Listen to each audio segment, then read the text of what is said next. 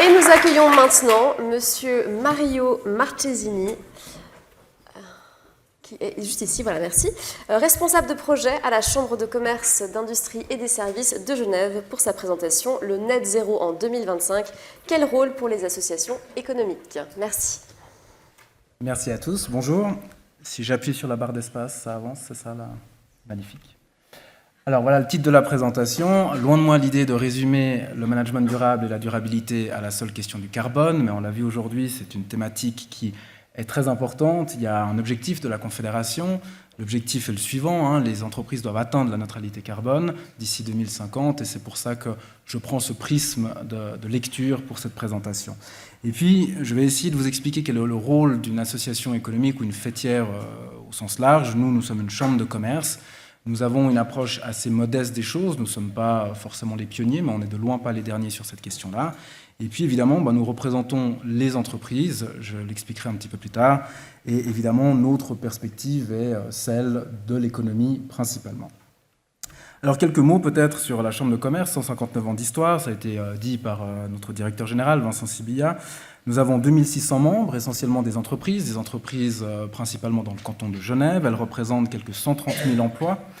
Et puis, nous-mêmes, nous sommes une petite structure avec 29 collaborateurs, peut-être 30, je ne sais pas, il faut que je regarde le chiffre avec mon directeur. En tout cas, une PME. Fondamentalement, nous sommes une association de droit privé, nous sommes indépendants de l'État, c'est un élément qui est important, et nous collaborons volontiers avec les autorités, comme le disait Cyril Huguenin tout à l'heure, pour essayer d'amener ces thématiques auprès des entreprises. Un point qui est important de préciser à ce stade, ici nous sommes dans une salle où nous avons beaucoup d'entreprises qui sont déjà sensibilisées à cette question, ou en tout cas curieuses de cette question. Nous avons 2600 membres, certaines qui sont certifiées Bicorp ou ont d'autres certifications, certaines qui sont quasiment à la neutralité carbone, en tout cas pour l'ensemble des activités qu'elles peuvent mener, et d'autres entreprises à qui la durabilité, c'est quelque chose qui leur file des boutons, pour parler un petit peu vulgairement. C'est quelque chose qui n'est pas une priorité actuellement parce qu'elles ont des défis ou parce qu'elles le voient comme une contrainte et qu'il n'y a pas de demande de la part de leurs fournisseurs. Donc ça, c'est un élément qui est important. Nous représentons cette diversité. Il faut parler à tout le monde. En tant que chambre de commerce, nous sommes ouverts à toutes les entreprises. Peut-être un dernier point qui est important par rapport à la chambre. Nous représentons tous les secteurs genevois. Nous avons un échantillon d'entreprises, nous avons des membres qui sont représentatifs du tissu économique genevois, que ce soit de l'industrie, des services, de la banque, de la restauration, des transporteurs, de l'hôtellerie, enfin vraiment très large. Et ces multiples secteurs sont représentés dans notre conseil économique qui est composé de 25 membres qui sont représentatifs de leurs différents secteurs. Et c'est un élément qui est important quand nous devons prendre une décision. J'en parlerai un petit peu plus tard. Alors, les missions de la Chambre, en 2021, nous avons un petit peu redéfini les missions de la Chambre pour intégrer la notion du développement durable, et notamment des 3 piliers. La mission historique de la Chambre, c'est celle de militer pour des conditions cadres économiques et politiques qui favorisent les performances entrepreneuriales, sociales et environnementales. C'est là, évidemment, les 3 piliers. Alors, je ne vais pas vous mentir sur la marchandise. Nous ne sommes pas une association environnementale ni sociale. Nous sommes une chambre de commerce. Donc, évidemment, c'est sur le premier pilier, enfin celui que je mentionne là, l'économie, qu'on est attendu. Et c'est à ce titre-là que nous sommes consultés. Néanmoins, on considère que ces 3 piliers sont liés les uns aux autres. Ça a été soulevé tout à l'heure. Si vous voulez des recettes fiscales pour financer la transition environnementale, vous avez besoin d'avoir une certaine performance de la part des entreprises. De même, si vous voulez changer votre appareil de production, par exemple, c'est quelque chose qui avait été soulevé par Suisse Soja, vous avez besoin de dégager un certain bénéfice pour pouvoir investir dans votre outil de production. Et puis, au-delà de cette dimension macro, où on travaille à un niveau général, dans les conditions cadres cantonales pour l'économie, nous avons aussi des services directement aux membres. Alors, promouvoir à travers la mise en relation d'affaires, c'est ce genre de manifestations que nous organisons, co-organisons. Nous en organisons plus d'une centaine par an, certaines dédiées au développement durable. Et nous souhaitons, avec ce genre de manifestations, que les entreprises puissent partager leurs expériences, en retirer quelque chose, et puis, idéalement, créer une forme d'émulation, les bonnes pratiques se diffusant à travers l'exemple et le partage.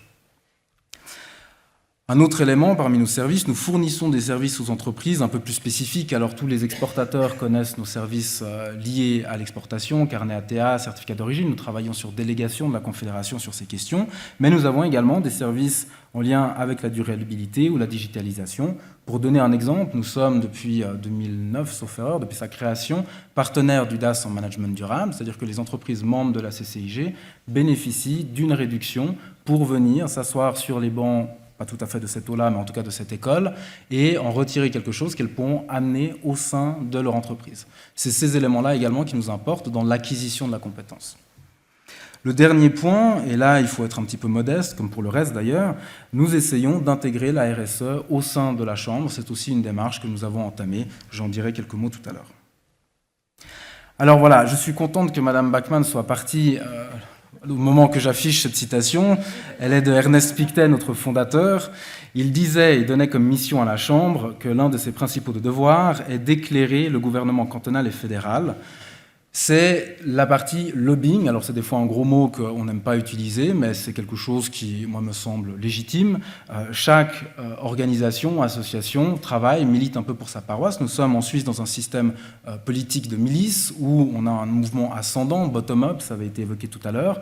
Les milieux économiques partagent des informations, nous travaillons, nous sommes consultés, et c'est cet élément-là que nous essayons d'amener. Très concrètement, comment ça se passe ? Alors vous avez évidemment les recommandations de vote que vous connaissez, mais ce n'est pas le point le plus central, ce n'est pas sur ça que j'aimerais insister. C'est tout le travail qui est fait au sein de commissions, qu'elles soient officielles, de commissions techniques, le travail préparatoire en amont et en aval quand on a un projet législatif qui rentre en vigueur.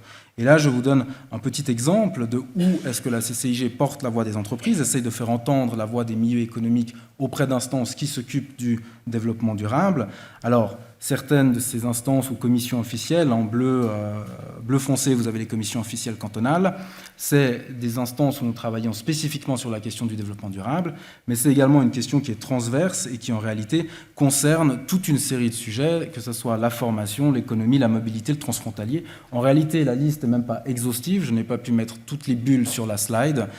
Ce sont des activités qui nous tiennent occupés, mais dans ce genre de cas, nous travaillons assis à la même table avec les autres partenaires ou représentants de l'économie, les partenaires ou représentants des milieux sociaux et des milieux environnementaux. Ensuite, les autorités font un arbitrage, et puis sur la base de cet arbitrage, nous-mêmes, nous continuons notre travail, nous essayons d'informer nos membres, par exemple.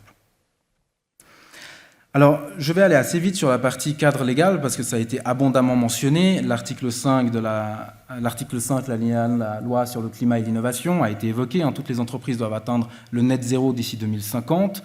C'est ce qui motive aujourd'hui cette présentation et en grande partie notre action. Nous essayons de les accompagner dans cette direction. Nous avions d'autres exigences légales par rapport, il a été évoqué aussi, l'article 964A et suivant, les rapports extra-financiers. Nous avons aidé les entreprises, nous essayons de les accompagner sur ce plan-là aussi, en les informant, en essayant d'organiser des manifestations pour qu'elles puissent apprendre comment rédiger ces rapports, qu'elles soient informées. Et puis, toute une série d'autres législations en cours. Alors, ça a aussi été évoqué, la CSRD, la loi sur le CO2, la loi sur l'économie circulaire, et puis la loi énergie cantonale sur laquelle nous avons été très actifs ces derniers mois. Concrètement, que fait la Chambre ? Alors, comme je le disais, on travaille, on est consulté en amont. Ensuite, nous analysons le projet, nous allons formuler des recommandations, nous répondons à des consultations, par exemple. Sur la loi LCI, nous avons beaucoup insisté, comme le disait également Cyril Huguenin, que les montants alloués étaient relativement faibles par rapport à l'enjeu et le défi de modifier et de chambouler, révolutionner en réalité tous nos modèles d'affaires, mais également d'expliquer à quel point il est essentiel que les mesures qui soient mises en place soient des mesures qui soient faciles d'accès pour les PME. Certains exemples, ça avait été évoqué justement par Cyril. Si vous avez une entreprise qui souhaite un financement pour un projet dans le cadre de cette loi LCI et de l'ordonnance y relative, elle doit aujourd'hui préparer un dossier, ou elle devra l'année prochaine préparer un dossier.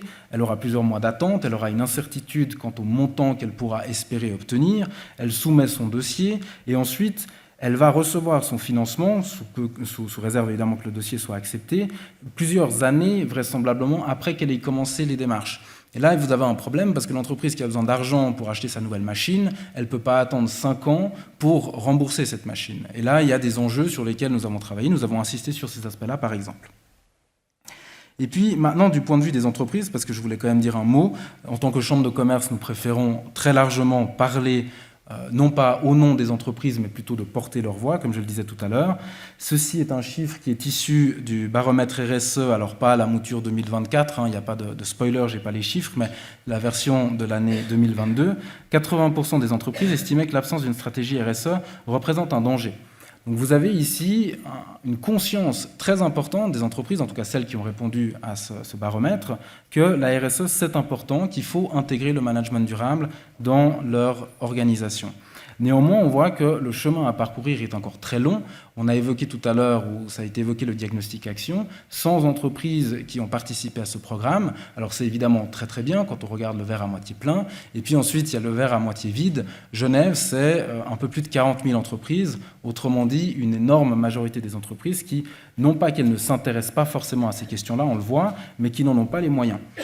Et quels sont les freins? C'est des chiffres qui sont toujours tirés du même baromètre. Alors ils sont évoqués, les moyens financiers reviennent très nettement, mais aussi le temps, la mentalité, les connaissances et les outils. Et nous essayons de travailler à ce niveau-là. Donc évidemment, obtenir des subventions, c'est intéressant, proposer des services qui sont moins chers, mais du partage de connaissances si on arrive et de l'information.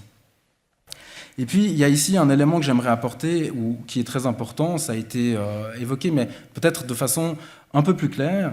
Nous sommes une économie de PME. Alors, les PME représentent 98% du tissu économique genevois, mais en allant encore un peu plus loin, 86% des entreprises à Genève sont des micro-entreprises de moins de 9 collaborateurs. Donc évidemment, la question des moyens financiers du temps, c'est une question qui est centrale. C'est souvent une personne qui est toute seule ou qui a peut-être un ou deux collaborateurs et qui n'arrive pas à s'attaquer à ces éléments-là. Et je donnais un chiffre ici qui est tiré de l'enquête conjoncturelle que nous avons menée au printemps. On posait la question à nos membres des plans de mobilité, où est-ce qu'ils en étaient. Alors réponse globale, 17% des entreprises ont déjà réalisé un plan de mobilité, ce qui est plutôt réjouissant. Et quand on regarde dans le détail, 4% seulement des micro-entreprises en ont mené un, ce qui déjà me semble relativement flatteur comme chiffre par rapport à des toutes petites structures. Mais quand on regarde pour les grandes entreprises, 59% des entreprises de plus de 500 collaborateurs ont un plan de mobilité. Et cette dichotomie entre toute petite structure et grande structure est importante dans notre travail en tant que chambre de commerce, parce qu'il faut rappeler à quel point il est important de garder en ligne de mire, quand on prépare des projets législatifs qui souvent ciblent les grandes structures, que derrière, il y a une réalité qui est celle de ce tissu économique composé de petites entreprises. Alors, on parle aussi d'attentes contrariées, c'est une partie de notre travail. Des fois, on travaille et collabore très très bien avec nos amis de l'OCEI. Maintenant, il y a aussi des attentes contrariées auprès de l'administration. Dans la même enquête conjoncturelle, nous avions demandé aux entreprises quelle devait être la priorité des autorités en matière d'aménagement du territoire. Ressortait très largement à 69%, faciliter les démarches administratives. Il y a aussi un enjeu de la part des entreprises d'avoir des outils simples d'accès. C'est un élément qu'on essaye aussi d'apporter. Et puis, Cyril le disait, il y a une diversité d'offres aussi. Il s'agit de la centraliser. Et à la Chambre, nous essayons de travailler aussi sur ces questions-là, informer correctement, orienté. Finalement, la réalité de l'entreprise, c'est cet environnement extrêmement concurrentiel avec cette dichotomie entre l'attente et le prix. La plupart des gens veulent le meilleur service possible ou le meilleur produit possible, mais sont souvent assez peu enclins à mettre de l'argent sur la table. Et je donnerai ici un seul exemple qui est tiré de la loi énergie cantonale sur laquelle nous avons travaillé, qui vise à accompagner les propriétaires dans la rénovation thermique, notamment l'isolation de leurs bâtiments. Vous savez peut-être qu'à Genève, 50% des émissions de carbone sont liées au parc bâti. Comment est-ce qu'on les réduit? Par la rénovation notamment. Maintenant, quand vous préparez un plan de rénovation, vous faites une demande auprès des différentes instances, vous avez une réduction estimée idéal suivant le plan que vous avez mis en place. Et la différence entre vos chiffres estimés et la réalité des économies d'énergie une fois les constructions menées est de 50%. Autrement dit, une fois que vous avez rénové votre bâtiment, vous êtes 50% moins efficace que ce que vous aviez espéré quand vous avez mis le plan. Et l'une des raisons pour cela, c'est que quand on rédige le plan, on est très enthousiaste. Et puis, quand il s'agit ensuite de payer pour les bons produits, les bons matériaux, on a des fois un petit peu des réticences où on doit faire des compromis parce qu'il faut rester dans l'enveloppe budgétaire qui avait été prédite. Et là, c'est cet environnement particulièrement douloureux pour les entreprises à qui on force en matière de durabilité à aller un petit peu de l'avant. C'est un peu le marteau du législateur qui s'abat sur elle. Alors le marteau, pas forcément négatif, hein, j'entends. Nous, en tant que chambre de commerce, on essaie de ralentir un tout petit peu parfois le marteau quand c'est pertinent, ou alors simplement de nous assurer qu'il tape au bon endroit et de la façon la moins dolore possible. Et puis, j'avais la métaphore du marteau. De l'autre côté, il y a l'enclume. C'est votre client qui est le décideur final. Si votre produit est trop cher, s'il ne correspond pas, s'il ne veut pas entendre parler de RSE, ben malheureusement, ça va être compliqué d'obtenir qu'il soit prêt à faire un geste. Et puis, un petit peu en vrac, les dernières mesures. Là, je vous ai parlé de l'aspect très macro. La Chambre, en tant que partenaire des associations et puis des organisations cantonales et autres partenaires sociaux du canton. Nous avons plusieurs mesures que nous prenons. Alors, les rencontres du management durable que nombreux d'entre vous connaissent, nous les organisons depuis 13 ans. Petite anecdote d'ailleurs, la 3e rencontre du management durable était intitulée « Comment les entreprises peuvent réduire leurs émissions de CO2 ?» Et ça, c'était en 2012. Autrement dit, on se pose encore les mêmes questions aujourd'hui. Le DAS en management durable, depuis 2009, on le mentionnait, je ne vais pas m'étaler sur ce point, un diagnostic durabilité, un service que la Chambre avait proposé en 2021 qui visait justement à faire un diagnostic RSE avec un bilan carbone. C'est un service que nous avons arrêté. Alors le service n'était peut-être pas idéal, il s'agit ici d'avoir une réflexion un peu modeste sur ce qu'on est capable de faire. Il y a eu aussi d'autres considérations, le Covid notamment, et puis le diagnostic action également qui a remplacer un petit peu cette offre par la suite. Alors, on n'était pas proposé par nous, mais qui devenait entrer un tout petit peu en concurrence. Nous menons diverses études. Il y a un travail de statistique qui est important. J'avais évoqué l'enquête conjoncturelle où on pose des questions sur ce plan de la durabilité, mais nous avons aussi une étude économique l'année dernière qui portait sur l'énergie, un enjeu central pour les entreprises. En 2019, elle portait sur la durabilité du point de vue de l'entreprise. Donc, ces éléments aussi nourrissent un peu la réflexion et ils sont importants. La charte de durabilité de la Chambre de commerce, nous avons essayé, c'est un exercice un peu difficile et pas toujours facile à mettre en œuvre, d'essayer de faire cadrer le travail et les efforts de la Chambre en fonction des objectifs du développement durable. Alors dans certains cas, ça marche plutôt bien, et dans d'autres, malheureusement, c'est plus difficile à implémenter. Nous agissons sur un territoire extrêmement local, les objectifs, les ODD, ont une portée extrêmement large, mais nous essayons de nous y tenir. L'ASD, je voulais en mentionner un petit mot, une association des spécialistes de la durabilité que la Chambre a soutenue. Je vois de nombreuses personnes, membres de l'association et du comité parmi nous. D'ailleurs, certains des intervenants étaient membres. On parlait de Piguet Galland, notre présidente dans cette association est la responsable RSE qui a été nommée tout à l'heure. L'association a pour intérêt pour la Chambre d'avoir un interlocuteur qui peut, non pas forcément être privilégié, mais qui centralise un tout petit peu les informations, qui va permettre de coordonner un peu ces métiers de la durabilité qui sont en évolution. C'est quelque chose qui pour nous est important, de savoir où adresser les entreprises quand elles viennent nous poser des questions sur ce terrain-là. Et puis, ça avait été évoqué par notre directeur général, une fondation carbone qui prend un petit peu de retard. On travaille avec différents partenaires. Il faut malheureusement prendre son temps pour développer de bons projets. Nous espérons toujours la voir venir en 2024. Et puis, encore une fois, un peu comme Cyril, quand on lui demandait quand, laissez-moi une petite marge de manœuvre, on espère en 2024. À l'interne, alors extrêmement rapidement, parce que c'est des mesures que vous connaissez, mais comme je disais, charité bien ordonnée commence par soi-même. On essaye d'intégrer aussi les principes de la RSE. On a fait notre propre diagnostic RSE en 2021. Nous menons une réflexion sur les événements. On parlait de gaspillage alimentaire. Nous organisons 115 manifestations l'année dernière. C'est des éléments qui sont importants. Nous avons un diagnostic de notre bâtiment. On essaye de rénover, mais nous sommes confrontés aux mêmes difficultés que de nombreuses entreprises et propriétaires. C'est-à-dire que notre bâtiment est listé à l'inventaire, donc on ne peut pas faire ce qu'on veut. Nous nous sommes engagés sur la voie du numérique responsable. Nous avons une certification en cours à ce niveau-là. Et puis, ça c'est une excellente nouvelle pour la Chambre. Depuis cette année, nous avons une personne qui a un équivalent de 20% dans son cahier des charges dédié à la RSE, donc au sein de l'entreprise, et sur laquelle je ne veux pas mettre trop de pression, excuse-moi Cindy. Voilà, mais on espère beaucoup, et merci pour ton implication. J'en ai fini. Merci beaucoup et vos questions si vous en avez. Merci beaucoup Monsieur Marchesini. Si vous avez des questions, n'hésitez pas à lever la main et on vous apportera un micro. Sûr? Pas de regret? Ah, ça y est, ça. Si on peut apporter... Ah bah voilà, juste là-bas.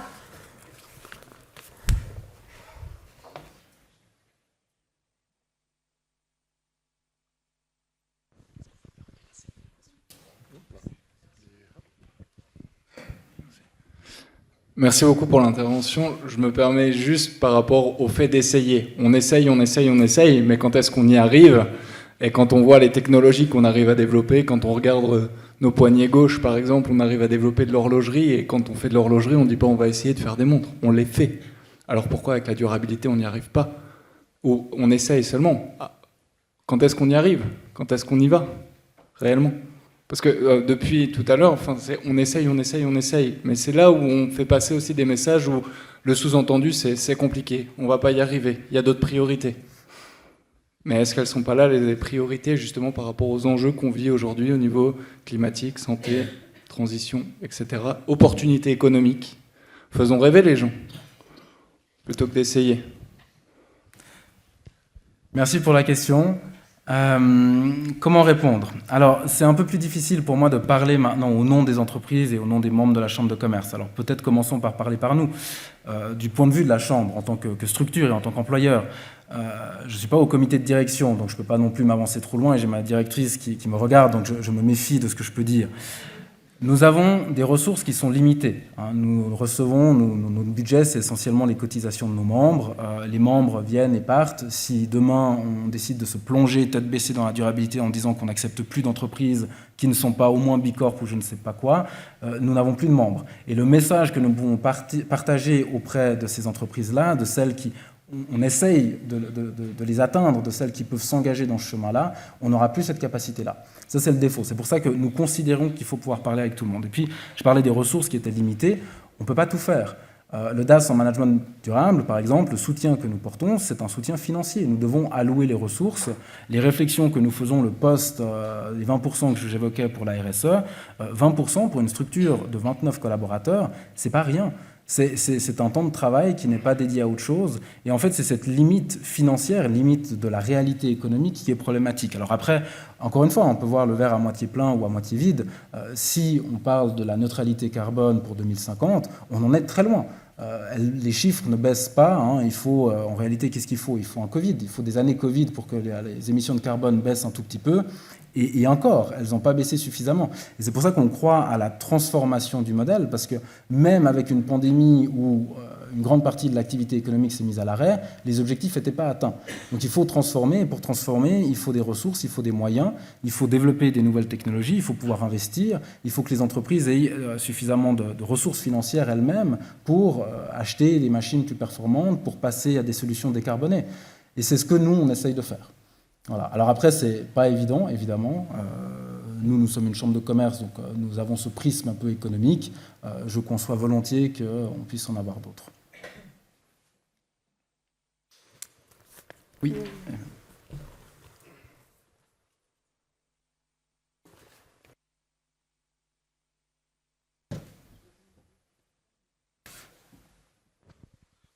Sinon, vous parlez très fort et je répète. Merci. Oui, justement, moi je me demandais, pour aussi rebondir sur la question précédente, si l'un de vos rôles ne serait pas d'insister sur l'intérêt économique de ces démarches de durabilité, et notamment sur le fait que si on veut prouver que ça ne marche pas, on arrivera à le prouver.